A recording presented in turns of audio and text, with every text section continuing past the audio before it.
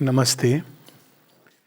श्री माँ के आलोक में हम लोग योग और जीवन इसके विषय में स्वाध्याय कर रहे हैं। ये द्वितीय भाग है और अक्सर हम लोग जीवन और योग को दो अलग अलग तरह से देखते आए हैं, लेकिन सच तो ये है कि इवन अगर हम इसको बड़े साधारण दृष्टि से देखें तो भी योग की धारा जीवन के बीच से होकर निकलती है। और जो चीज़ जीवन के बीच से निकलती है, कहीं ना कहीं जीवन जीते जीते चलते चलते हृदय के अंदर एक अभिप्सा आती है और योग के प्रति, आध्यात्मिक चेतना के प्रति, ईश्वर के प्रति कहीं ना कहीं एक भाव जगता है। और स्वाभाविक है जब वो जीवन के बीच से होके निकलेगी तो फिर उसमें जीवन की कुछ गतिविधियाँ उसको या तो सहायक होंगी या अवरोध करेंगी। तो it is very natural even otherwise. अब श्री अरविंद ये बताते हैं कि दो प्रकार से योग की यात्रा चलती है। एक अवचेतन ढंग से, यानी व्यक्ति सचेत नहीं होता है, लेकिन वो फिर भी उसके अंदर भगवान योग के द्वारा ही विकास की यात्रा पे ले जा रहे हैं। और यदि ये योग की धारा अंदर में नहीं चल रही होती गुप्त सरस्वती की तरह, तो सच तो ये है कि विकास ही नहीं होता। अक्सर लोग जो कहते हैं कि कर्मों का हिसाब किताब, तो सच तो पूछा जाए यदि मनुष्य के कर्मों के हिसाब किताब पर चीज़ें छोड़ दी जाती तो बैलेंस सिर्फ नेगेटिव में नहीं आएगा, तो पता नहीं कहाँ गिरते चले जाएंगे हम लोग। लेकिन चूंकि इस धरती के अंदर, मनुष्य के अंदर विशेष रूप से ईश्वर छिपे हैं और वो हर चीज़ को ऊपर की ओर उठाते जा रहे हैं, हर चीज़ को उसके दिव्यता की ओर रूपांतरित करते जा रहे हैं, इसलिए ये हम सब के लिए संभावना है, आशा है। और यही गुप्त योग जो सरस्वती के रूप में अंदर चल रहा है, एक समय आता है जब वो सरफेस पे आ जाता है, तो उस समय अंदर में कुंभ की शुरुआत होती है, अमृत तत्व की प्यास, अमृत तत्व की खोज प्रारंभ होती है। तो इस गुप्त सरस्वती का ऊपर आना, यही एक चेतना की एक नई धारा का विकास है। तो अब माता जी से किसी ने प्रश्न किया है कि योग के क्या कोई डेंजर्स भी होते हैं? अब लोग करते हैं योग अपनी शांति के लिए और ये मान के चलते हैं कि इसका कोई डेंजर नहीं है, और कुछ हद तक वो सही भी है। योग तो हम लोगों को खतरों से बाहर ले जाता है, किंतु फिर भी क्या इसके कोई साइड इफ़ेक्ट्स हो सकते हैं, क्या इसकी कोई कठिनाइयाँ हो सकती हैं योग करने से?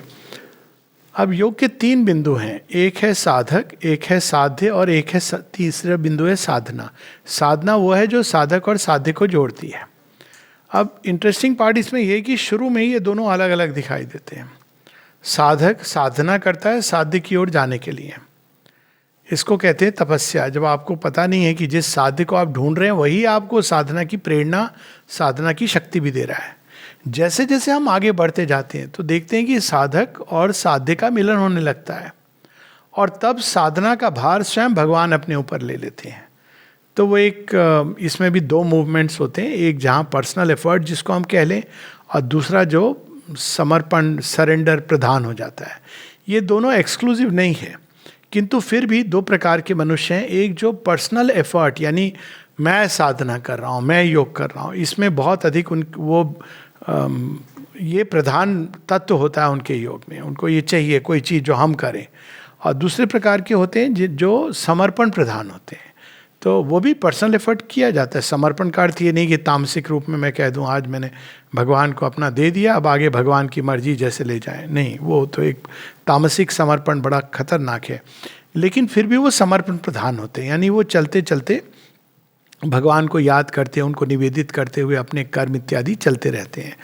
तो ये जो दो पथ हैं योग के, एक जो तपस्या जिसको कहा जाता है, द पाथ ऑफ तपस्या, दूसरा द पाथ ऑफ सरेंडर, समर्पण का पथ। इसके बारे में सबसे पहले गीता में चर्चा होती है। गीता में चर्चा होती है जब श्री कृष्ण अर्जुन को बता रहे हैं ज्ञान योग, और फिर वो कर्म की बात करते हैं, अंत में कहते हैं तो मुझे अर्पित कर सब कुछ और इस तरह से चल। तो अर्जुन के मन में एक प्रश्न होता है कि जो ज्ञान योगी हैं, जो तपस्वी हैं, जो इतने तप करके पहुँचते हैं, वो कहाँ पहुँचते हैं? तो श्री कृष्ण कहते हैं आते वो भी मेरे पास हैं, किंतु उनका पथ अपूर्ण है, it is not the complete path.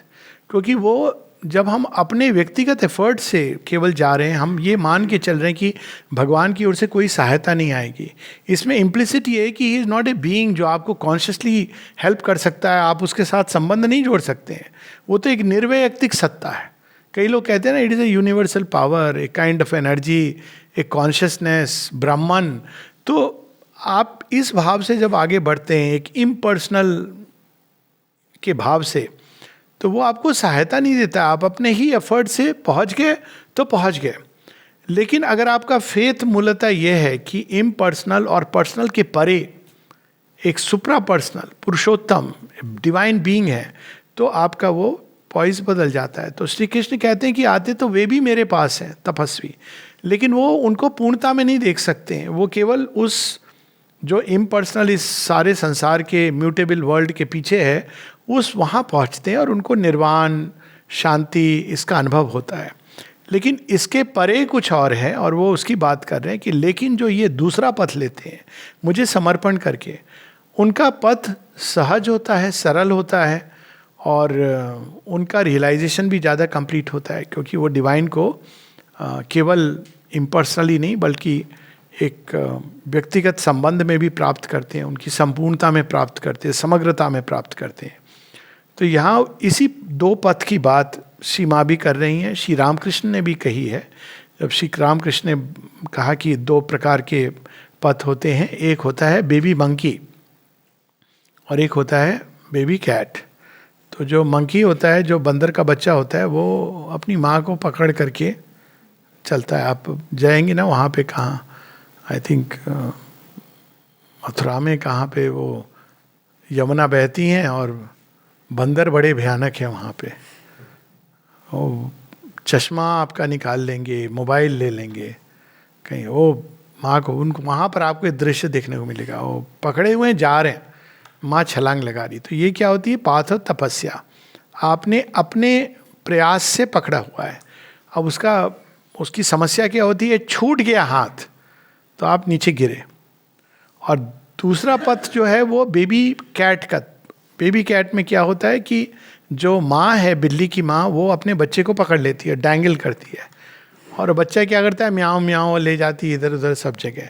तो उसमें भी वो अच्छे से सिखाती है। कभी आप देखो कि मदर कैट कैसे बेबी कैट को सिखाती है जंप करना, अपनी सारी कलाबाजी, तो वो भी अपने आप में एक दृश्य है। लेकिन ये दो मेन पथ होते हैं, एक जिसमें व्यक्ति अपने पर्सनल एफर्ट पर रिलाई करता है, तो वो जाता है, पैसे देता है, मेडिटेशन के कोर्स सीखता है, कैसे तपस्या करनी है ये सब सीखता है और उसको प्रयास करता है। परफेक्टली फाइन, जिसको इस पथ से जाना है। और दूसरा होता है जहाँ वो मुख्यतः ये सब करता है, परंतु मुख्यतः प्रधानता वो ईश्वर प्राणिधान, ईश्वर को समर्पित करके योग का पथ लेता है। तो यहाँ पर माँ उसका वर्णन करती हैं। प्रश्न तो ये था कि योग की कठिनाइयाँ, डेंजर्स। तो माँ कहती हैं कि everything depends upon the spirit with which you approach it. तो ये 14 अप्रैल 1929 का प्रश्न है। तो माँ कहती हैं कि काफ़ी कुछ तुम्हारी स्पिरिट पर डिपेंड करता है। अब स्पिरिट की यहाँ क्या बात है? पहले ही माँ ने कहा है कि योग को योग के लिए, भगवान के लिए परस्यू करो। उसका कोई और ध्येय रखोगे कि इससे मुझे शक्ति मिलेगी, मैं गुरुजी बन जाऊंगा, मैं स्वामी बन जाऊंगा, मेरा बड़ा नाम होगा। Nowadays swamis are a big thing. तो यदि कोई और एम्बिशन, मैं मनुष्यों को हेल्प करूंगा, मिरेकल्स करूंगा, तो ये बड़ी खतरनाक चीज़ है, क्योंकि आपका हेतु ही शुद्ध नहीं है। और अगर योग सहज भाव से भगवान को भगवान के लिए, तो वो एक अलग धारा खुलती है। तो everything depends upon the spirit with which you approach it. Yoga does become dangerous, पहले वो सचेत कर रही हैं। If you want it for your own सेक। कई लोग ये पूछते हैं मुझे एक्सपीरियंस होना है, मुझे ये, तो जहाँ पर ये मैं होता है ना, वहाँ बड़ा खतरा होता है। क्योंकि भगवान सबसे पहले क्या करते हैं? योग का सबसे बड़ा अवरोध ही ये सेंस है। कई बार हमारा पर्सनल एफर्ट, माँ कहती है the intensity of your personal effort becomes a well. मैं कर रहा हूँ 2 घंटे बैठकर मैं मेडिटेशन कर रहा हूँ, मुझे भगवान क्यों नहीं मिल रहे? क्योंकि आप इस मैं, तो अब भगवान सबसे पहले क्या करते हैं? वो कहते हैं ये मैं तू मुझे दे दे। अब ये बहुत ही पेनफुल होता है, और वो छीन झपट कर लेते हैं तो और भी ज़्यादा प्रॉब्लम होती है। तो ये कब डेंजरस होता है? जब तुम when you do it for your own sake to serve a personal end. यदि मैं योग करूँगा तो मेरे अंदर बहुत सारी शक्तियाँ आ जाएंगी। मैं तो ऐसे मरीजों को देख चुका हूँ, और वो शक्तियों के लिए मुझ में ये पावर आ जाएगी, मैं लोगों को इम्प्रेस करूँगा, फला चीज़ कर लूँगा। तो ये जब हम प्रयास, क्योंकि ये जो शक्तियाँ होती हैं, मनुष्य तो साधारण जॉय के ऊपर कोई जॉय आ जाए, थोड़ी सी एक्स्ट्रा इंटेलिजेंस आ जाए, थोड़ा सा हृदय के अंदर प्रेम विशाल हो जाए, और शक्तियों की तो बात ही छोड़ो, तो वो उसको संभाल नहीं पाता है। तो श्री अरविंद एक जगह इसका उदाहरण देते हैं कि भीम की गदा यदि तुम उठाने का प्रयास करोगे और तुम में वो सामर्थ्य नहीं है, गलती से अगर तुमने उठा लिया तो तुम सबसे पहले उसके नीचे क्रश हो जाओगे। तो ये जो प्रयास करते हैं इस प्रकार के हेतु के कारण, ये छिपा होता है, बाहर से नहीं दिखाई देता है। हम देखते हैं ना रावण के साथ इस तरह की चीज। Yoga does become dangerous if to serve a personal end, it is not dangerous, on the contrary it is safety and security itself if you go to it with a sense of its sacredness, always remembering that the aim is to find the divine. तो यहाँ 2-3 चीज़ों का माँ बता रही हैं, और यही चीज़ हम रावण के जीवन में देखते हैं। रावण के जीवन में और भी हिरण्यकश्यप इत्यादि, इनके जीवन में इन्होंने योग किया, बड़ा कठिन कठोर तप किया, लेकिन इसका हेतु अहंकार की तुष्टि था, कोई एम्बिशन था, महत्वाकांक्षा थी, इसलिए ये उनके लिए घातक सिद्ध हुआ। लेकिन वही प्रहलाद का एक तरीका है योग करने का। अर्जुन का तो बहुत ही अद्भुत है। उनको तो वो तो केवल कहते हैं कि आप बताओ मैं क्या करूं, मैं करने को तैयार हूं। So he treats him like a friend. और अर्जुन को अगर देखा जाए पूरे संसार के योग के इतिहास में, शायद ही कोई ऐसा मिले जिसको भगवान ने इतने सहज रूप से इतना बड़ा ज्ञान दे दिया। और यहाँ तक कि नहीं, उन्होंने कहा युग युग में हम साथ में आते हैं अर्जुन, ये कोई पहली बार नहीं आ रहे हैं। तो भूल गया है, मुझे याद है। All that he did was he was perfect in his work, and वो श्री कृष्ण को हर चीज में काउंसिल करते लेते थे। तो यहाँ माँ कह रही हैं कि अगर सही ढंग से इसको करो, सही भाव से करो, तो ये अपने आप में इससे बड़ी सुरक्षा कोई नहीं, क्योंकि आपके साथ भगवान चल रहे हैं। आपको चिंता करने की क्या बात है। इसको अगर हम कल्पना भी करें, कितना भी घना अंधकार हो, बिल्कुल अकेले हैं, चारों तरफ सारे खड़े हैं, तलवार आजकल नहीं लेते हैं, मशीन गन लेके लोग खड़े हैं, और आप इस भाव से हैं कि मेरे साथ भगवान खड़े हैं, तो आपको क्या जीवन का डर होगा या मृत्यु का डर होगा? प्रश्न ही नहीं उठता है। और ऐसे कितने उदाहरण हैं लोगों के, मेरे व्यक्तिगत जीवन के उदाहरण हैं कि वो आपकी हर अवस्था में सुरक्षा करते हैं। It's safety itself. If you go to it with a sense of sacredness, always remembering that the aim is to find the divine. भगवान को ढूंढना, उनके साथ एक होना, उनकी सेवा, उनसे प्रेम, उनको जीवन में अभिव्यक्त करना, उनका यंत्र बनना, जब इस भाव से हम करते हैं तो योग सेफ्टी होती है, सिक्योरिटी होती है अपने आप में। उससे बड़ी कोई सेफ्टी नहीं है। फिर माँ बताती हैं कि जो लोग पावर पाने के लिए, ये एक बड़ी भयंकर चीज़ है, 3 द्वार होते हैं जिससे व्यक्ति का विनाश होता है, ऐसा हम लोग कई उसमें पढ़ते हैं। और श्री अरविंद भी इसके बारे में बताते हैं बहुत स्पष्ट रूप से। 3 द्वार हैं जिससे व्यक्ति विनाश की ओर, हेल की ओर, नरक की ओर, पतन की ओर जाता है। वो सीधा मार्ग खोल देते हैं। एक है लस्ट फॉर पावर। अब लस्ट फॉर पावर क्या है? अहंकार का एग्रेंटाइजमेंट से एनाथेमा टू योगा। योग में तो आपके अहंकार का विनाश होता है, क्योंकि उसकी जगह कोई नई चीज़ है जो उसका स्थान लेगी। तो जहाँ भी हम अहंकार के रूप में आगे बढ़ते हैं तो वो महत्वाकांक्षा बढ़ती हुई, तो लस्ट फॉर पावर जो महत्वाकांक्षी लोगों के अंदर होता है। और ये आश्चर्य होगा कि ये केवल बाहर नहीं है जीवन में। मैंने तो एक मठ में देखा है कि वो जो सीनियर स्वामी थे, वो जूनियर स्वामी, सीनियर जूनियर, हाँ, इसलिए रूठ गए। रियल स्टोरी बता रहा हूँ, क्योंकि कुछ लोगों ने जूनियर स्वामी को बुला लिया था उनके कंपनी को इनॉग्रेट करने के लिए। तो सीनियर स्वामी ने बात करना बंद कर दिया इनसे। ये जिनके साथ हुआ वही बता रहे थे, देखो मेरे साथ ही मुझे क्या करना चाहिए, उन्होंने पूछा। मैंने कहा इसमें तुमको क्या करना है, समस्या उसकी है, उसको करना है, उसकी समस्या तुम्हारी समस्या नहीं है। पर इस बात का वो हो गया कि इसको क्यों बुला लिया, सीनियर तो मैं हूं, 40 साल से तो मैं हूं यहां पर, ये नए नए व्यक्ति को क्यों बुला लिया? वो क्या है? महत्वाकांक्षा है। तो जब इस कोई एम्बिशन को हम सेटिस्फाई करने के लिए करते हैं तो ये बहुत भयानक होता है। और माता जी यहाँ तक कहती हैं, if you cannot get rid of ambition, do not touch the thing, it is fire that burns. भगवान कई बार हो सकता है कि आपके सारे एम्बिशंस, महत्वाकांक्षाएं जिनकी थी, वो सब समाप्त कर देंगे, और जब आप बोलोगे प्रभु कुछ नहीं चाहिए, तब कहेंगे टेक ऑल दिस किंगडम। यही होता है ना सारा पांडवों के साथ। अंत में वो कहते हैं भाई नहीं चाहिए मुझे राज्य, हो गया। कभी जंगल जा रहे हैं, कहीं जा रहे हैं, तब कहते हैं नहीं अब तो तुम्हें ही करना पड़ेगा और मैं दिलवाऊंगा, because you are ready. Ram ji ने तो इसको कॉन्शियसली किया। जो सबसे बड़ा सन्यासी होता है वही सबसे बड़ा सुंदर राजा हो सकता है। तो एम्बिशन पहला डेंजर है। दूसरा जो माँ थोड़ी देर बाद बताएंगी, वो कहती है सेक्सुअल इम्पल्सेस। अब एक सेक्स का एक साधारण जीवन में उसका अपना स्थान है। अगेन लोग कई बार इसको सुन के एकदम गिल्ट में, कन्फ्लिक्ट में आते हैं, तो वन शुड बी अवेयर यहाँ योग की बात हो रही है। तो और किस लिए, इसमें मॉरल स्टैंड पॉइंट नहीं है, इसमें अगेन स्पिरिचुअल स्टैंड पॉइंट है। अहंकार, हमारी महत्वाकांक्षा हमारे अहंकार को वृहत करती है, इसलिए खतरनाक है। और सेक्सुअल एनर्जीज क्या है, वो हमको बार बार प्लेजर की ओर खींच लेती हैं। तो अगर आनंद का अधिकारी बनना है तो प्लेजर की ओर अगर हम जाएंगे तो आनंद के अधिकारी नहीं हो सकते, because we are happy with the small.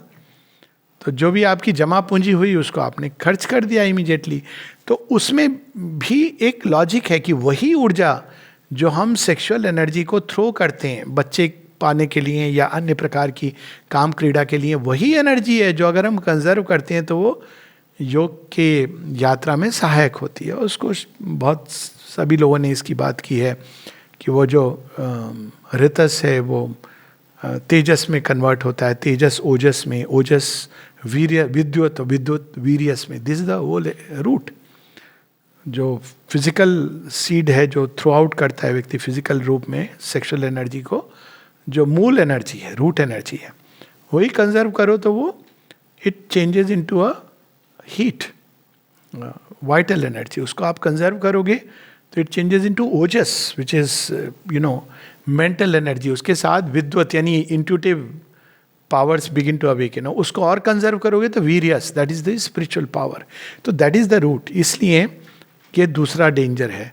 और तीसरा जो डेंजर है वो है ग्रीड फॉर मनी।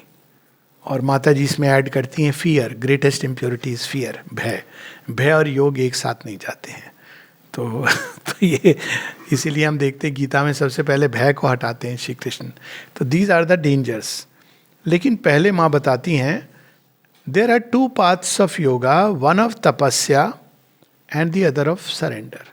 तपस्या क्या होती है? तपस्या का इससे कोई लेना देना नहीं है कि आपने कौन से कपड़े पहने हैं, किस पोस्चर में बैठे हैं, कितनी देर बैठे हैं। ये they have nothing to with tapasya. It comes from the word ताप।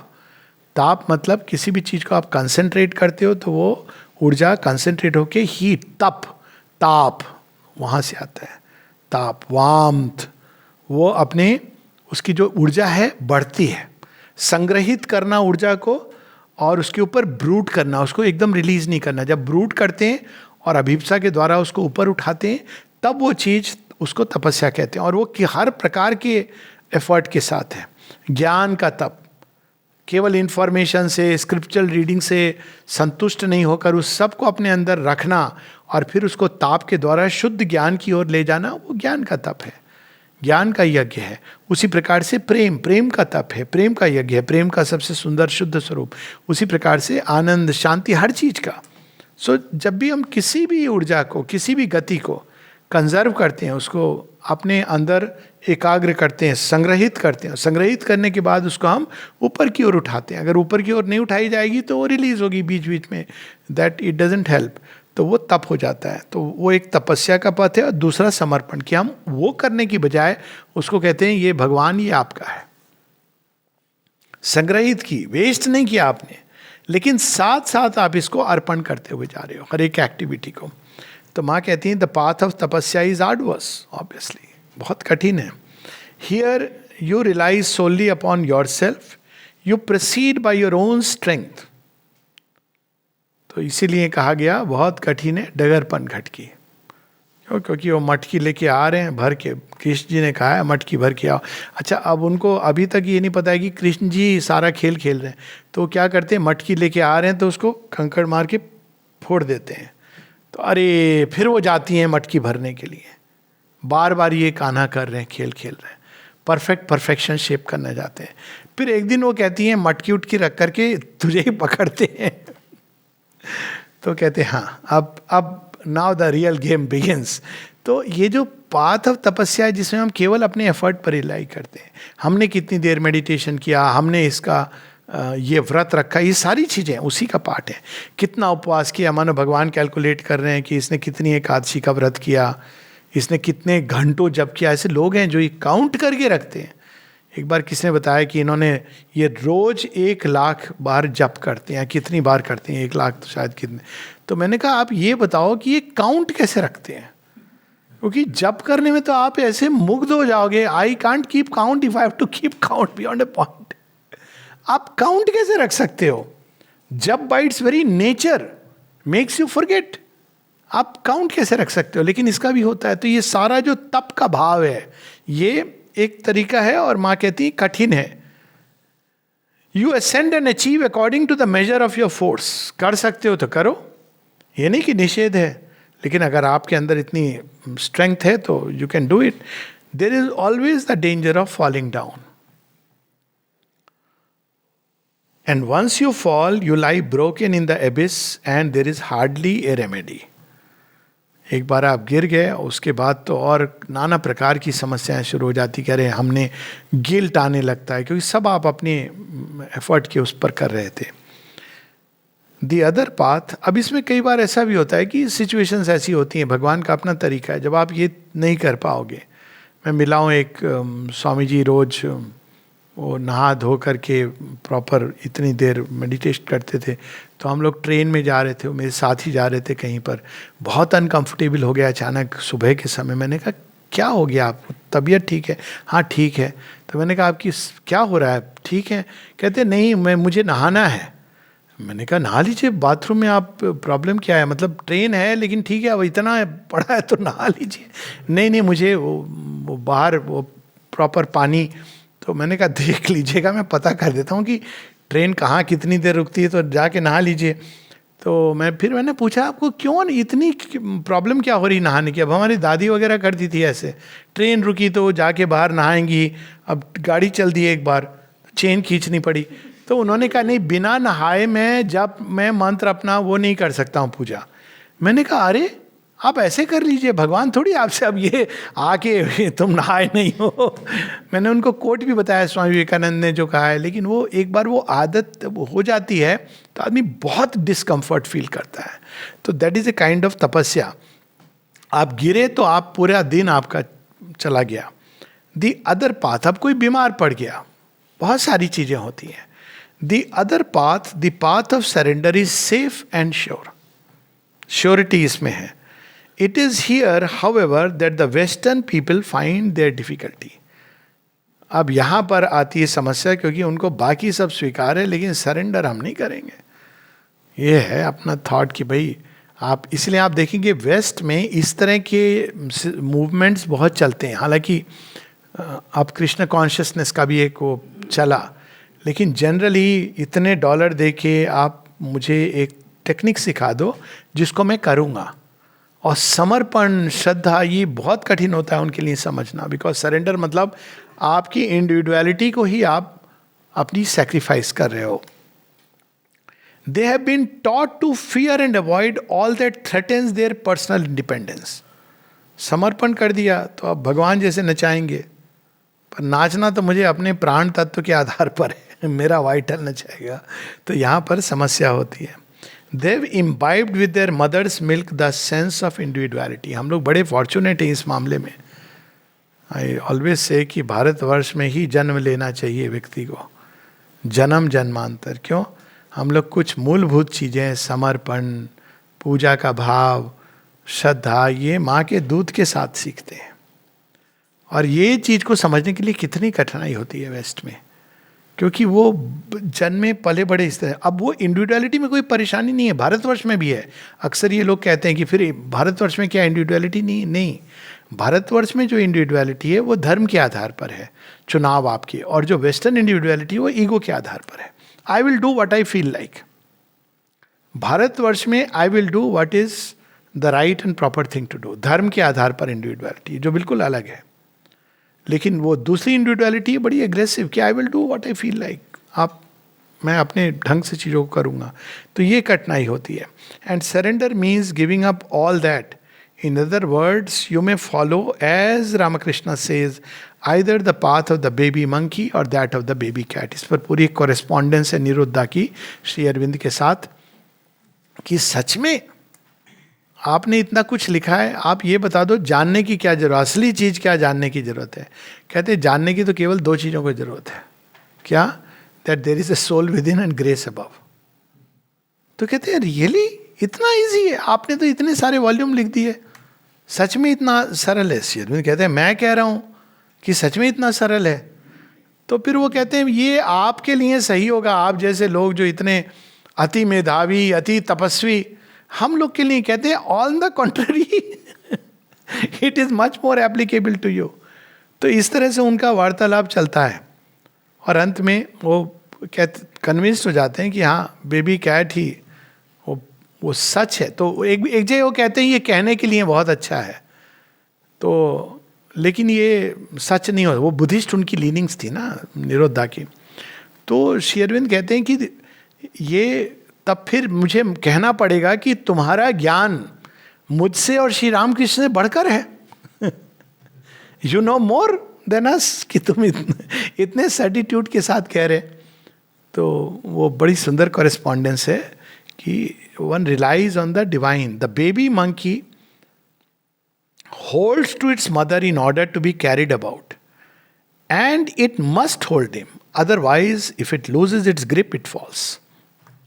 जिस दिन उसने वो टाइट पकड़ा हुआ है और छोड़ दिया तो फिर बुरी तरह गिरता है। ये कई सन्यासियों के साथ होता है कि जब वो जीवन में आते हैं तो दे कैन बैडली फॉल। आप देखिए मनी का भी हो जाता है, धन का भी हो जाता है, महत्वाकांक्षाएं हो जाती हैं, ये सारी चीज, क्योंकि you can not handle it.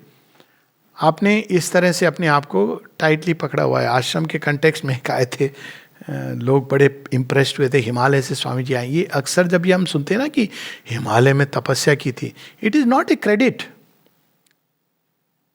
It is not a credit. Himalaya में जाके कोई भी कर सकता है, शांति है, मोबाइल नेटवर्क काम नहीं करता आपका, कोई डिस्टर्ब करने वाला नहीं। तपस्या तो वो होती है जो आप करो तो यहाँ करो, जीवन में सबके बीच में राजा जनक की तरह, योगेश्वर कृष्ण की तरह, श्री अरविंद, श्री राम, इनकी तरह करो। हिमालय में जाके कोई क्रेडिट नहीं है कि वो बहुत बड़ी उन्होंने साधना की। हिमालय में तो आदमी ऐसे ही जाएगा तो उसको वैराग्य हो जाएगा, आसपास कोई आपके कोई डिस्ट्रैक्शन नहीं है, कोई टीवी नहीं है, हालांकि वहाँ भी आ गए हैं आजकल। तो ये जो क्रेडिट तो ऐसे ही आए थे कोई, और लोग बड़े इम्प्रेस, कितनी मेडिटेशन करते हैं। उन्होंने माँ को बताया, माँ सच ए वंडरफुल मेडिटेट करते हैं वो। माँ से मिले, माँ को ये लोग बड़ी प्रशंसा करने लगे, माँ बस हंसी, कुछ कहा नहीं उन्होंने। आए प्लेग्राउंड में मेडिटेट करने के लिए। तो जिनके साथ आए थे उन्होंने अपना जब मेडिटेशन समाप्त हुआ, देखा ये कोने में ऐसे खड़े हुए हैं। मैं पूछा कि क्या हो गया? कहते तो बड़ा कठिन है मेडिटेट करना। पूछा क्यों? कहा यहाँ तो लड़कियाँ हैं जो स्कर्ट पहन करके बैठी हुई हैं, शॉर्ट्स पहन के बैठी हुई हैं, तो ये तो बहुत कठिन है मेडिटेट करना। Now you see the problem. You fall miserably. जबकि अगर आप एक नॉर्मल जीवन में ऑर्गेनिकली योग करते हो, साथ में जीवन से जुड़ करके समर्पण का भाव लेके, so it become so easy. तो माँ कहती है जब तुम गिरते हो तो बुरी तरह गिरते हो, फिर आपका कोई बीच का स्टेज नहीं है, तो loses its grip, it falls. On the other hand, the baby cat does not hold to its mother, but is held by the mother, and has no fear nor responsibility. It has nothing to do but to let the mother hold it and cry, "Ma, ma." ये करना होता है। अब माँ आपको किधर से ले जाएंगी? फिर जब आपने माँ को दे दिया, उसके बाद ये नहीं माँ हमको तो उधर जाना था, माँ कहेंगी चुप रहे, I am taking charge of you, I will take you, and she will carry us through everything. ये अद्भुत चीज होती है सच में। उसको बीच बीच में बस ये कहना होता है माँ माँ माँ माँ। माँ पकड़ के ले जाती है, जो तुम चुनो वही पथो, पथ भी वही चुनेंगी, आपको अनुभव भी वही देंगी, किधर से ले जाना है, कहाँ ले जाना है, आपकी कोई जिम्मेदारी नहीं, कोई भय नहीं। पर करना क्या आपको? माँ को समर्पण और स्मरण, स्मरण और समर्पण, ये करते रहना आपको। फिर माँ कहती हैं, if you take up this path of surrender fully and sincerely. Fully मतलब ये नहीं कि अचानक ये कोई दृश्य आ गया जो आपको पसंद नहीं था, बेटे ने आपको टाटा बाय बाय कर दिया, विदेश चला गया, अब आप कह रहे हो माँ मैंने तो आपको समर्पण किया था। अब समर्पण का अर्थ ही है कि अब बेटे की जिंदगी है, उसकी अपनी, फिर ये क्या समर्पण है? माँ मुझे कोरोना क्यों हो गया, माँ मेरे जीवन में ये फिर जब समर्पण फुल्ली कि आप ले जाओ मुझे जिस पथ से ले जाओ, पूरी श्रद्धा के साथ। और माँ कहती है sincerely, if you take up this path of surrender fully and sincerely. Sincere surrender बहुत कठिन होता है। इंसान समर्पण करता है बाहर बाहर से, लेकिन होल्ड करके रखता है। और श्री रामकृष्ण की स्टोरी है ना, ऑफरिंग वाली, कोई लाया एक शॉल, उसने श्री रामकृष्ण परमहंस को दिया, थोड़ी देर बाद अचानक परमहंस जी ने उसको रखा, जमीन पे फेंका, उनका अपना तरीका था, अपना अंदाज था, उस पर कूद कूद के नाचने लगे। तो उससे रहा नहीं गया जो लाया था, कहता है ठाकुर पश्मीना है, कश्मीर से बहुत महंगा। कहता देखा देखा, कुछ ऑफर नहीं किया इसने, कुछ ऑफर नहीं किया है, देखो कैसे पकड़े हुए हो इस शॉल को अभी भी। कहता है मुझे दे दिया, लेकिन पकड़े हुए अभी भी, इसको सारा स्मरण है कितना दाम है, कितना क्या है। तो वो समर्पण की सिंसेरिटी नहीं है उसमें। जब दे दिया तो दे दिया, हो गए तो हो गए, उसके आगे जो आपको करना है। द क्वेश्चन इज, अगर हम करें, if you take up the path of surrender fully and sincerely, अगर संपूर्णता से और सत्य निष्ठा से हमने समर्पण किया है, तब हमें कोई कठिनाई, सीरियस डिफिकल्टी या डेंजर नहीं है। डिफिकल्टीज आएंगी, ये नहीं कि जीवन में कोरोना नहीं होगा, आज से हम इम्यून हो गए, हमको कोई समस्या नहीं होगी, ऐसा नहीं है। आएंगी, लेकिन वो आपको बाहर टच करेंगी, अंदर में आप फ्री रहोगे, you will be carried. The question is to be sincere. अब माँ कहती हैं, if you are not sincere do not begin yoga. अब घूम फिर के वहाँ आती है कि वही क्यों करना चाहते हो। अगर तुमने छिपाया है अंदर में एम्बिशन, तो क्या होगा, वो रिप अपार्ट हो जाएगा, खासकर जहाँ सत्य की शक्ति कार्य करती है। आश्रम के कंटेक्स्ट में तो ये कहते हैं प्रमाणित सत्य है, आई कैन टेल यू, कुछ छिपा नहीं रहेगा। आपने कितने मास्क पहने हों, भगवान कहेंगे गोपी बनने आया है, हाँ प्रभु ऐसे हम तो, आपकी हमने कॉल ऑफ द फ्लूट सुनी और आगे कहते हैं अच्छा ठहर जा, अभी मिडनाइट को मैं फ्लूट बजाऊंगा। अब चले गए आप, फिर कहेंगे चल थोड़ा स्नान कर ले, स्नान करा, भगवान कपड़े कहाँ हैं मेरे अच्छे वाले कपड़े, वो अच्छे वाले कपड़े कौन से, वर्चूस के वस्त्र, हाँ मैं वेरी वर्चुअस पर्सन। कहते हैं वही तो चुराना था मुझे। नहीं भगवान ऐसे तो बिल्कुल शर्म आती है मुझे। क्यों शर्म आती है, तो मेरा हो गया है ना। वाइस को तो तू दे रहा है, वर्चूस को नहीं दे रहा है, मेरा यंत्र कैसे बनेगा।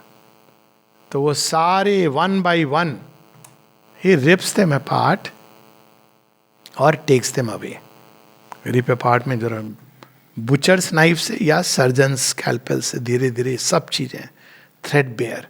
तो इसीलिए माँ कहती हैं यदि तुम सिंसियर नहीं हो तो योग ना ही शुरू करो तो अच्छा है।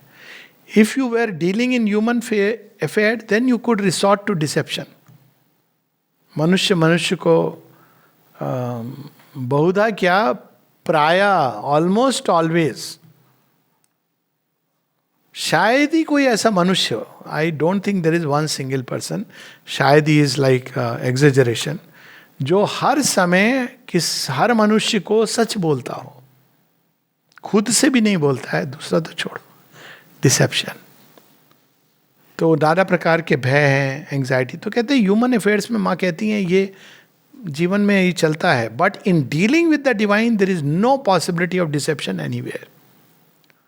अब भगवान के सामने मैं तो देखिए कितना अच्छा हूँ, मेरे साथ क्या कर दिया दुनिया वाले, तो तो कहेंगे हाँ पता है मुझे, मैं तुझे भी दिखा रहा हूँ, मैं तुझे अच्छे बुरे के परे ले जा रहा हूँ। तो भगवान के साथ यदि हम डिसीव करते हैं, इसलिए माँ बार बार कहती हैं जस्टिस को मत इन्वोक करो, ग्रेस को इन्वोक करो। यदि ईश्वरीय न्याय प्रकट हो गया तो सबसे पहले तुम्हारा हिसाब किताब होगा। और कौन है जो कह सके कि मैं तो क्लीन हूँ, मिस्टर क्लीन हूँ? तो इसीलिए कहती हैं ग्रेस को इन्वोक करो हर समय। और भगवान को तो हम बेवकूफ़ बना ही नहीं सकते हैं। कितनी सारी ऐसी स्टोरीज हैं यहाँ, मैंने कई बार कहा भी है कि माँ प्रिंस आए हैं लंका के, उनको मैं गोलकुंड में घर दे रहा हूँ, कमरा, और माँ से पूछने के माँ ने कहा नो, तो फिर उन्होंने कहा माँ but he is prince, no I said mother please. फिर वो मुंह लटका के बाहर आते हैं कि मना करना पड़ेगा, और वहीं पर वो जज एंटर कर रहे हैं और वो प्रवेश करके कहते हैं ये आदमी यहाँ क्या कर रहा है? कहते नहीं तो प्रिंस है लंका का। प्रिंस? 3 बार तो मैंने इसको कन्विक्ट किया हुआ है। When you do that with divine, it is very dangerous. भगवान से बेटर है कहते ना मैं चोर हूँ, जो भी हूँ, अब आपकी शरण में आ गया हूँ, तो वो सुरक्षा देते हैं। इट डजेंट मैटर, कोई भी नहीं है जिसको वो कंडेम करते हैं, पर सत्य निष्ठा के साथ, सिंसेरिटी के साथ। संसार को आप क्या अपना मुखौटा बना रहे हो एक अलग बात है, बट जब भगवान के सामने जाते हैं तो हमको सब मुखौटे उतार करके भगवान के समर्पित करने चाहिए। यही टोपी उतार दीजिए और चप्पल छोड़ दीजिए, कपड़े मत उतारिए नहीं तो पर टोपी और चप्पल जरूर उतार दीजिए। चप्पल जो आपका वो पास्ट, आप जिससे होल्ड करते हैं, जो आपको यहाँ तक लाया है, leave it behind, is the symbol of inconscient. टोपी आपका अहंकार है। नहीं तो भगवान ने टोपी पहना दी तो बहुत मुश्किल होगा। दुर्योधन को ऐसे ही हुआ था ना, भगवान ने टोपी पहना दी थी। छल कर रहे हैं, ये तो छल कर रहे हैं, तो अपने छल को देख नहीं पाया। तो एनीवेज, तो अगर हम ये करते हैं then you can go on the path safely when you are candid and open to the core, and when your only end is to realise and attain the divine and to be moved by the divine, candid to the core. भगवान ऐसे से हुआ है। ये बड़ी interesting चीज है। एक बार ये व्यक्तिगत जीवन का बहुत डिकेड्स पहले का अनुभव, नहीं मतलब एक घटना जिसमें मुझे लगा मैं बिल्कुल सही हूँ। वो सबको लगता है ऐसे, 30 साल पहले की घटना होगी। तो मैंने तो बड़े आंसू भर के 30 पेज की चिट्ठी लिखी माँ को, माँ मैं तो सही हूँ, इसने मेरे साथ ऐसा क्यों किया, वैसा क्यों कहा। चिट्ठी लिख दी, भगवान के पास पहुंच गई। तो पहले तो मेरा वो सब समाप्त हो गया, मैंने दे दिया। धीरे धीरे over a period of time उन्होंने सब बताया, कोई सही वही नहीं थे तुम। तब धीरे धीरे आप समझते हो कि अरे मेरे अंदर ये भी छिपा था, वो भी था, ये एक हिडन मोटिव था, ये कोई चीज़ थी जो कंसेंट दे रही थी। इतना वो डिटेल में सर्जरी की कि उसके बाद हमने कहा प्रभु आप।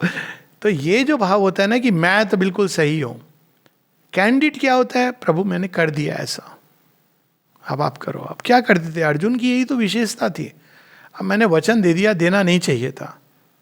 अब भगवान उनको कहाँ कहाँ हेल्प नहीं करते हैं। Just imagine, which is unimaginable the way he helps him, क्योंकि he is a candid person. यहाँ तक वो जाके आपकी दीदी हैं, वो मुझसे प्रेम करती हैं, मैं अच्छी बात है। He even helps him to come together. तो जहाँ कैंडिडनेस है, सिंप्लिसिटी है, वहाँ पे भगवान सहायता करते हैं। अदरवाइज पहले वो हमको दिखाते हैं कि तुम्हारे झूठ की परतों में कुछ छिपा हुआ है।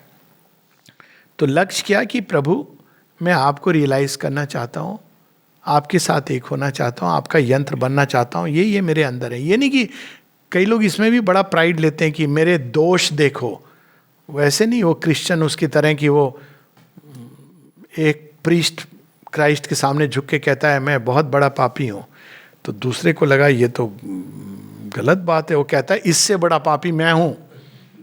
उसमें भी ईगो होती है कि देखो मैं कितना कन्फेस कर रहा हूँ। तो तीसरे ने कहा ये देखो, ये दोनों अपने को ही समझ रहे हैं बहुत बड़ा पापी, अभी मेरा नंबर तो आया नहीं है। तो ये ईगो वाली चीज़ नहीं कि हम अपने दोष ही देख रहे हैं, यहाँ वो बात नहीं है। ना दोष के रूप में देखना है, जो हम जैसे हैं कैंडिड, एक बच्चा जैसे माँ के पास, माँ मैं गिर गया, मेरे कपड़े गंदे हो गए, मुझे चोट लग गई, बस बाकी उनके ऊपर छोड़ दीजिए। मल्हम लगाएंगी, थोड़ा कष्ट हो सकता है, स्नान कराएंगी डिवाइन सुपर रिन से, तो आपको पीड़ा भी होगी, मम्मी अभी नहीं नहाने का कोई समय, हाँ सब साफ करेंगी, कपड़े धोने डाल देंगी, नहीं कपड़े देंगी, एज सिंपल एज। वो जज नहीं करेंगी, वो ये नहीं कहेंगे तूने गलत किया, फिर से क्यों गिर गया, नहीं। सो ये पथ है समर्पण का। अब माँ बताती हैं देयर इज अनदर डेंजर। पहले उन्होंने एम्बिशन का, महत्वाकांक्षा का बता दिया। महत्वाकांक्षा और सेक्सुअल डेंजर एक ही लेवल के हैं। तो अब वो बता रहे हैं there is another danger, it is in connection with the sex impulses. Yoga in its process of purification will lay bare and throw up all hidden impulses and desires in you. अब क्या होता है, एम्बिशन को हम acceptable समझते हैं समाज में, तो उसको जनरली लोग छिपाते नहीं हैं, लेकिन जो सेक्सुअल इम्पल्सेस हैं उसको लोग छिपा के रखते हैं। बाहर से कुछ होते हैं, अंदर कुछ और होता है। तो योग तो क्या है, वो आपके अंदर के सत्य को उजागर करता है। And you must learn not to hide things nor leave them aside. देखिए क्या कह रही है, नहीं माँ मैं तो बहुत, वो देखो माँ वो बाकी सब लोग हैं ना कितने बुरे हैं, मैं तो कुछ बुराई नहीं करता। तो they will be laid bare, what is the use, तुम अपने को देखो, दूसरे क्या कर रहे हैं नहीं कर रहे हैं। So that should be the focus. You have to face them and conquer and remould them. आप ये नहीं कह सकते कि नहीं, अब जो लोग इस तरह से योग का प्रयास करते हैं, सब कुछ छिपा लेना, दबा लेना, इट डजंट वर्क। उनको सचेत होकर ऑफर करना है, तो वो they will be laid bare. जो आपने अंदर दबाया हुआ है वो बाहर निकल के आएंगी वृत्तियां। The first effect of yoga however is to take away the mental control. Normally हम लोग माइंड से कंट्रोल करते हैं। अब यहां पर एक नई गवर्नमेंट आने वाली है, इंटरिम गवर्नमेंट। अब माइंड का कंट्रोल की जगह psychic control has to come, that takes time. तो जब माइंड का कंट्रोल नहीं रहता है, माइंड नॉर्मली चीजों को, माइंड क्या करता है, बड़ा लिपापोती करके करता है, उनको एक बड़ा सुंदर सा जस्टिफाइड बाना पहना करके उसको एक्सप्रेस करता है, तो माइंड का कंट्रोल चला जाता है। अब ट्रू कंट्रोल जो है, साइकिक गवर्नेंस, स्पिरिचुअल कंट्रोल, ये आना है। तो बीच की एक अवस्था होती है, and the hungers that lie dormant are suddenly set free, they rush up and invade the being. It's a genuine problem, everybody experience. अगर किसी ने ये अनुभव नहीं किया है, बेसिक अनुभव मीन्स शुरू नहीं किया है, अगर हम ये समझ रहे हैं हम तो बड़े शुद्ध हैं, हमारे अंदर कुछ नहीं, that means one is not really started the yoga, और उस पावर ने अभी टच ही नहीं किया उस कोर को। एक टाइम आता है जब मेंटल कंट्रोल जाता है, और वो टाइम वन कैन, इसीलिए तो किसी ने कहा ना कि प्रकृति के साथ क्या क्या हो सकता है, जड़वत, उन्मत्तवत, पिशाचवत, बालवत, नेचर कैसे बिहेव करेगा भगवान के कॉन्टैक्ट से, वी डोंट नो। तो ये जब डॉर्मेंट इंपल्सेस राइज करती हैं, invade the being, so long as the mental control has not been replaced by the divine control. तो वो कैसे रिप्लेस होता है, we have to constantly offer।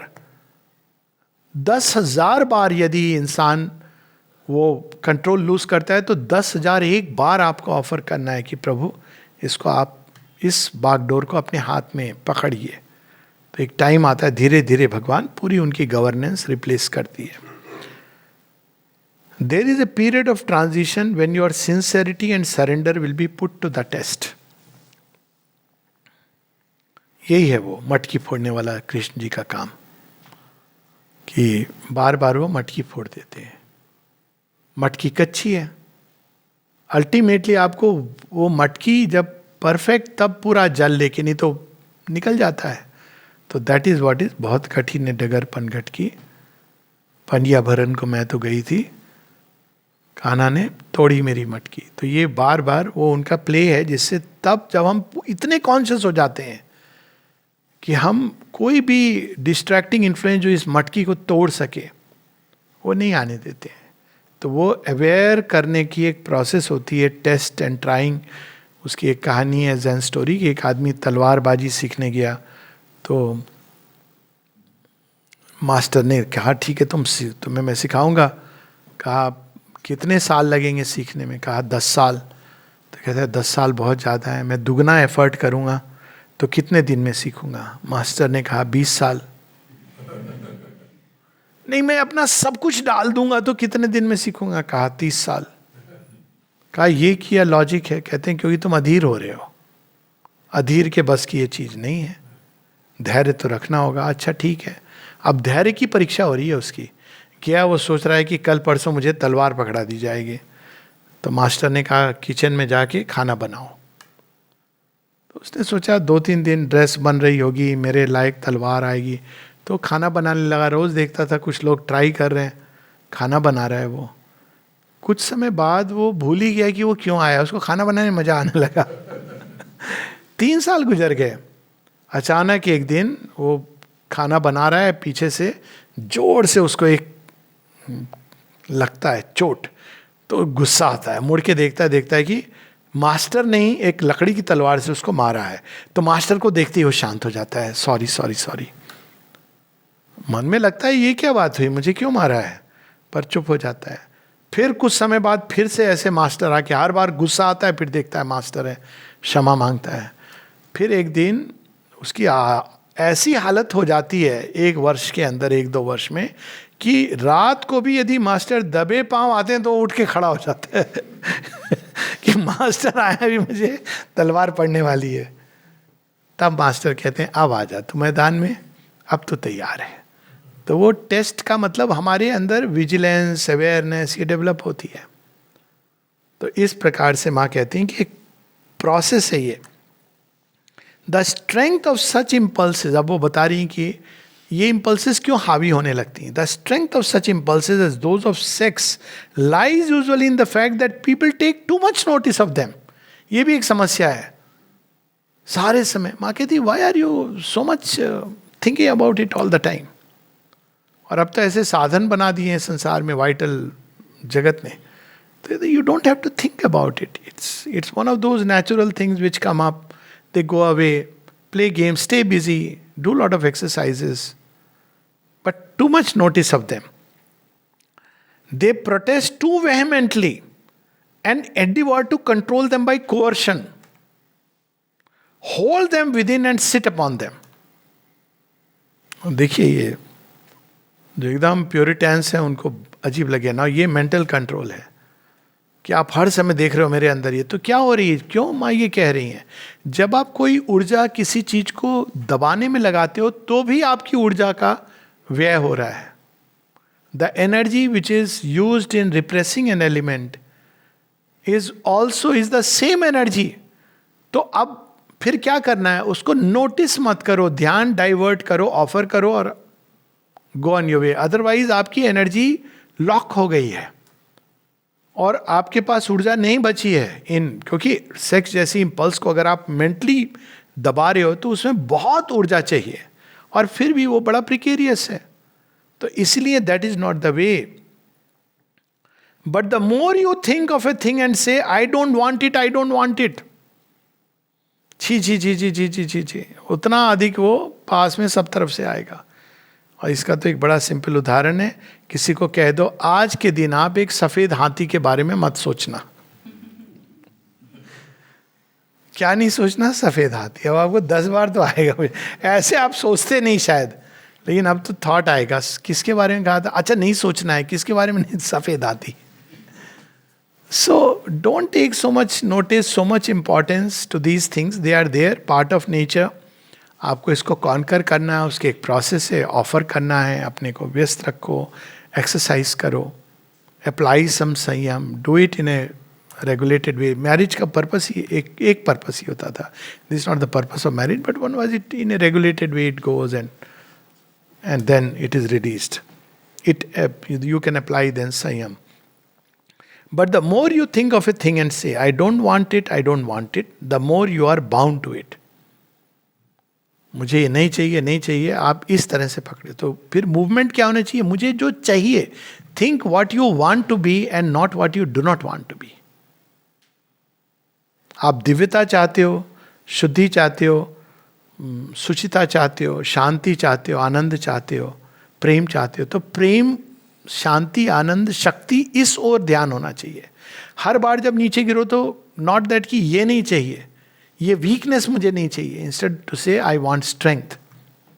तो धीरे धीरे धीरे one will move towards that. तो इसको माँ ने कहा भी है कि हमारा विचार उस तरफ जाना चाहिए जो हम चाहते हैं, ना कि जो हम नहीं चाहते हैं.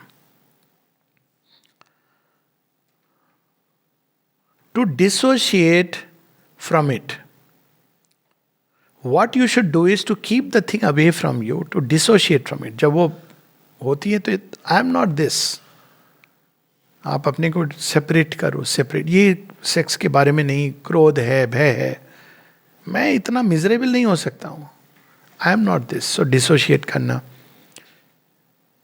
Take as little notice of it as possible, and even if you happen to think of it, remain indifferent and unconcerned.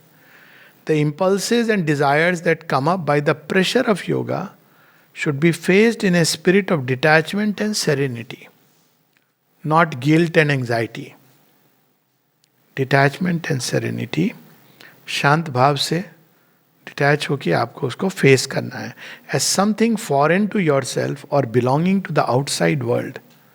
ये हमारी सच्ची प्रकृति नहीं है, ये एक रोपित की हुई चीज है जो संसार से हमको आई है.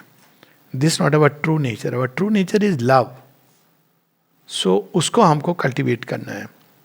They should be offered to the divine so that the divine may take them up and transmute them. तो उनको क्या करना है, माँ मेरे अंदर ये है, 1000 बार ऑफर करो. शी विल फाइंड अ वे. वो कुछ भी कर सकती हैं, कोई भी तरीका, उपाय, पर गिव अप नहीं करना है और उनको ऑफर करते जाना है. तो she will find ways and means to completely transform it.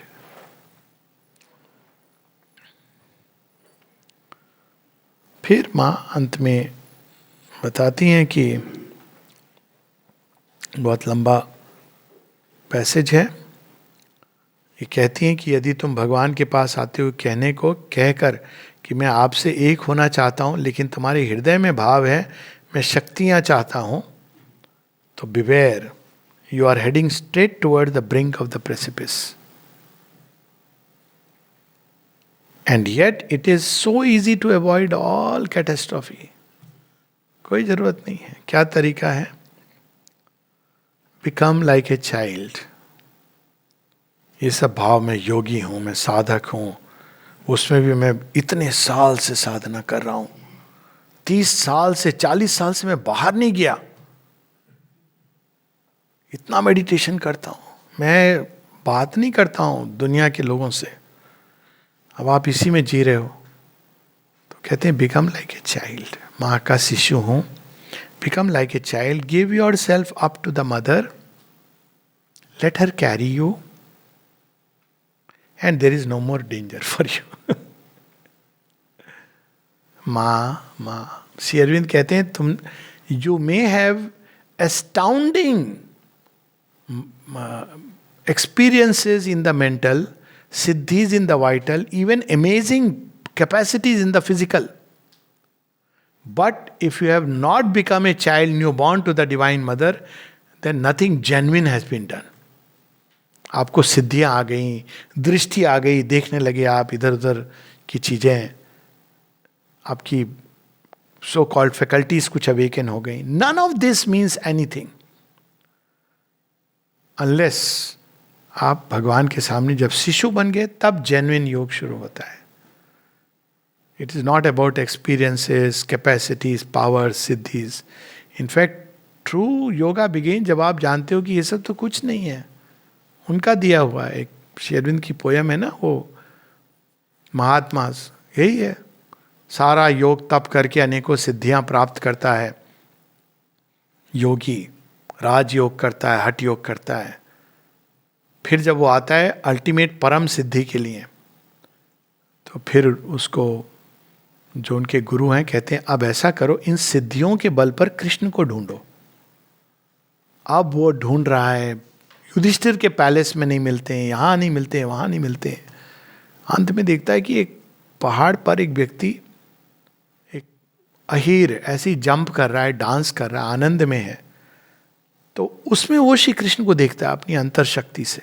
और वहाँ जाता है, तो जैसे ही जाता है तो वो एक ही किक्स हिम, और सारी उसकी जो अनेकों अनेकों मिरेकुलस मार्वेलस पावर्स हासिल की थी वो उससे निकल जाती हैं। बच्चे की तरह बैठ जाता है, और तब हंसते हंसते श्री कृष्ण उसको वापस देते हैं, कहते हैं टेक दीज गिफ्ट्स यू बेगर, ले लो, दे रहा हूं मैं तुझे।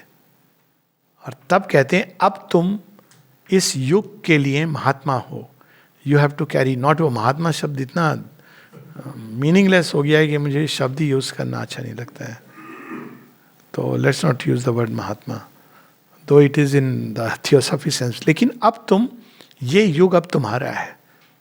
कब देते हैं? कोरोनेट करते हैं, राज्य दे रहे हैं जब उसने सब कुछ अर्पण कर दिया और कुछ नहीं है। Then you become a child new born of the mother, कि माँ जिस तरह से तुम मुझे मोल्ड करो। अब क्या देना होता है? ये बाहर की कोई चीज़ नहीं है, अंदर में हमारे विचार, हमने तो ये पढ़ा है, हमने वेदांत में ये पढ़ा है, हम फलां योगी से मिले थे, हम उस टेम्पल गए थे, ये सब चीज़ें आपकी विचारधाराएं। बहुत कठिन होता है माइंड की विचारधाराओं का सरेंडर भगवान के सामने। भगवान के सामने हम कहते हैं हम तो वेदांती हैं, भगवान कहते हैं ठीक है चल, तो उस रास्ते से चल।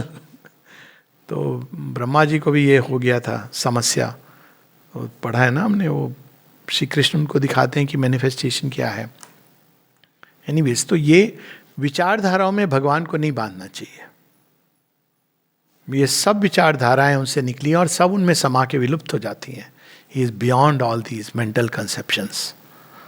तो उसी प्रकार से हम जितनी भी हमारी वो पहचाने, हम तो बड़े भक्त हैं, भगवान के यंत्र हैं, ये सब कुछ उनके सामने शिशु भाव से, I am nothing, I can do nothing, I am ready to be what you want me to be, वो शिशु होता है। तो माँ कहती हैं यदि तुम ये भाव ला सको तब तुम्हारे लिए कोई डेंजर नहीं है।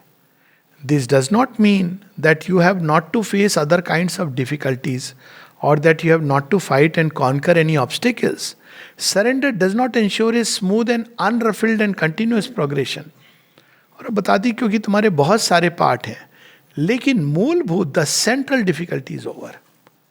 जो कुछ आएगा जीवन में, अब तुम वही शिशु का एटीट्यूड लेके, शिशु क्या करता है जब भी कोई समस्या आती है, मामा टेक्स केयर, ये नहीं कि कठिनाई नहीं आएंगी, but he turns to the divine and surrenders himself to the divine. तो ये दो पथ हैं, तपस्या का और एक सरेंडर का।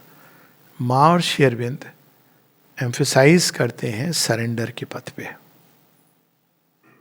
और वो कहते हैं लेकिन ये सरेंडर तामसिक नहीं है, आप अपना एफर्ट करते हो, लेकिन रिलाई मेनली आप सरेंडर पर करते हो। यहाँ मूल चीज ये समझनी चाहिए, इट इज नॉट आइदर और, आप जो कर सकते हो अपनी ओर से करना चाहिए, लेकिन मोस्ट इंपॉर्टेंट डिसीव नहीं करना चाहिए, ना खुद को ना डिवाइन को, तो बिल्कुल ही नहीं।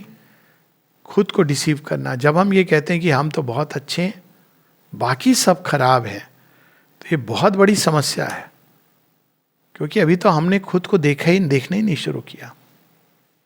कबीर जी की वाणी है ना, उसमें वो बताते हैं कि बुरा जो देखन में चला, मुझसे बुरा ना कोई। तो that is not the path one should take. और बुरा अच्छा भी नहीं, जो गति है उसको देखनी है, उसको ऑफर करना। अच्छा बुरा कहने से भी माँ कहती है इट प्रिवेंट्स ऑफरिंग, क्योंकि तब हम उसको देखते ही नहीं हैं चीज़ों को।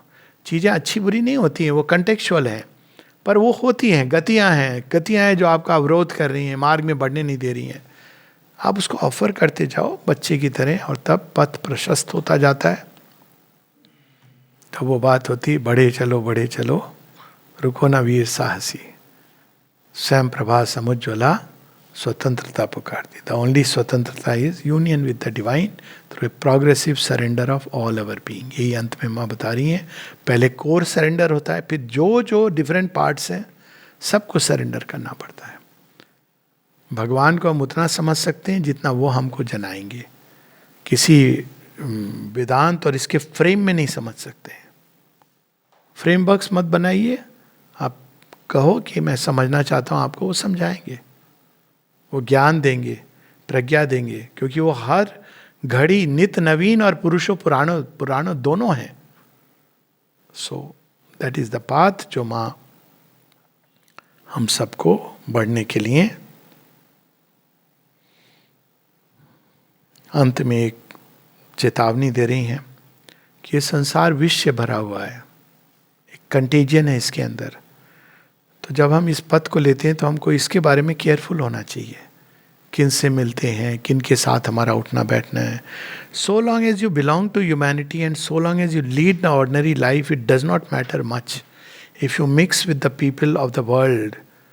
But if you want the divine life, यहाँ people of the world is जिनकी मानसिकता केवल मुझे केवल ये सुख भोग उपभोग यही चाहिए। But if you want the divine life, you will have to be exceedingly careful about your company and your environment. Namaste.